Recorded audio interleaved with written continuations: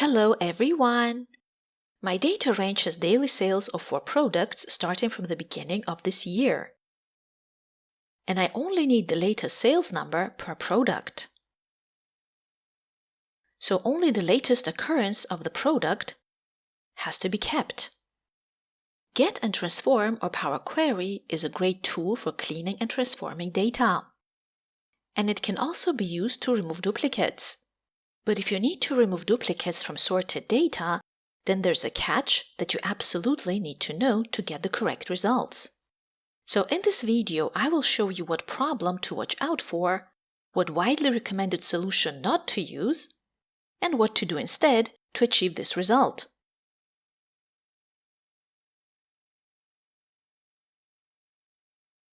Let's first get the data.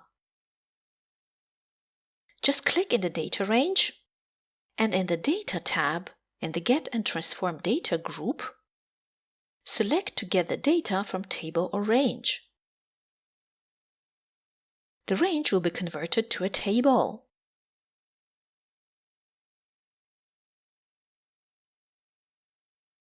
The table is now loaded in the Power Query editor.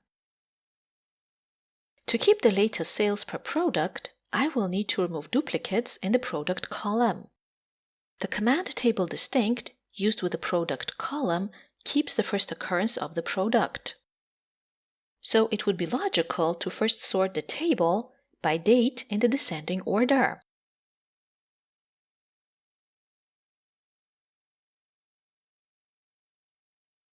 Let's also sort the product.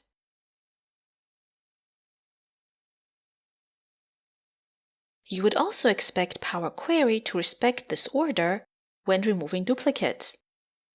But that is not what's happening.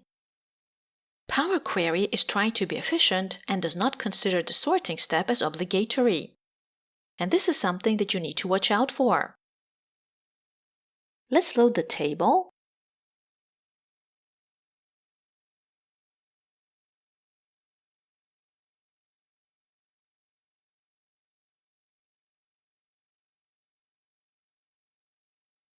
Sorting the table does not guarantee row order unless something forces Power Query to evaluate it. The advice that you will commonly find online is to use the Table.Buffer command right before removing the duplicates to freeze the sorting order in memory.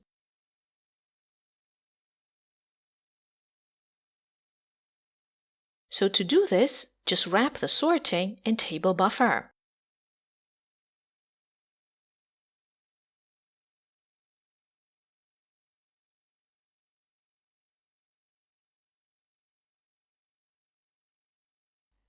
Now only the latest sales will remain.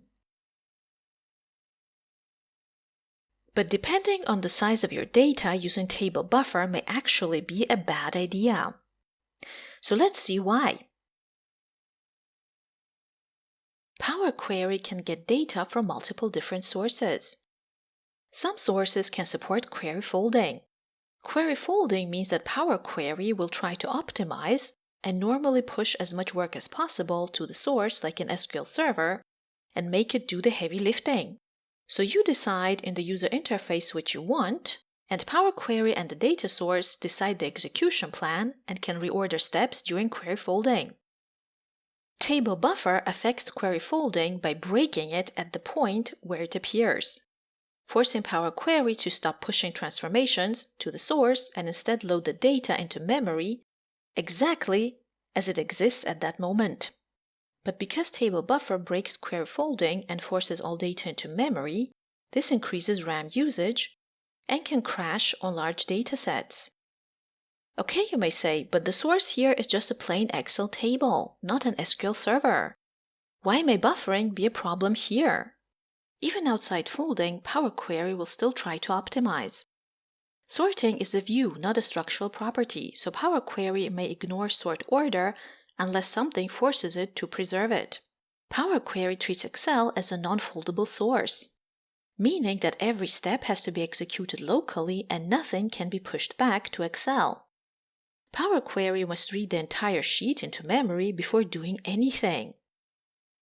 For buffering, Power Query must create a second copy and keep both the original and buffered versions alive until the query finishes.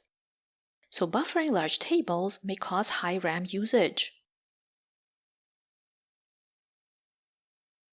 Using Table.Buffer is like using a hammer. It's effective but heavy. Large datasets may slow down performance.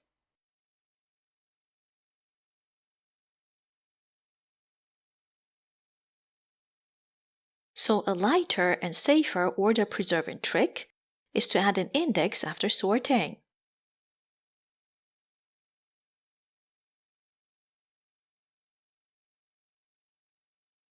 Then remove duplicates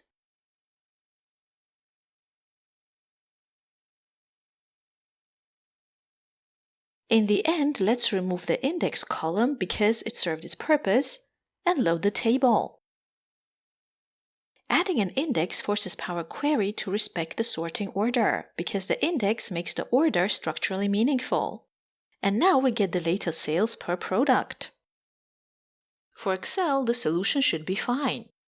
But unfortunately, adding an index column would break query folding.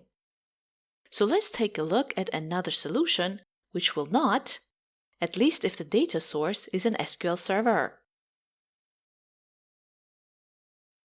This solution will not rely on sort order at all.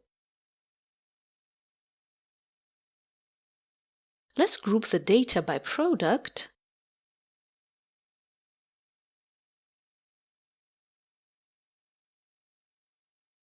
and choose as a simple aggregation max of date column.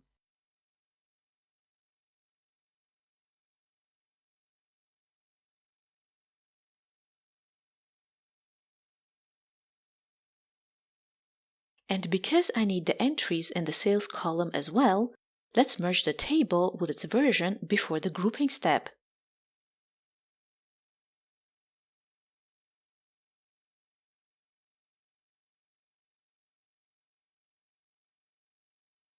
Hold down the Control key and select columns in the order of matching.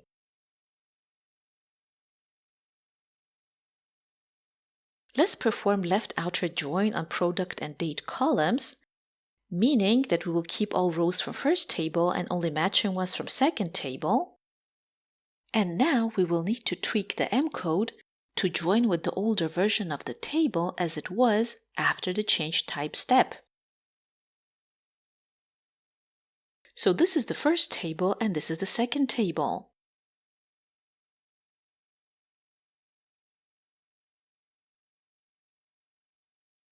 And let's expand the column with the nested tables. We will only need the sales units column. Now we have the correct rows. With this solution, if the data source were an SQL server, then it would be able to translate group by and join, and the query folding would not break. And if you like this video, please like and subscribe for more interesting content like this.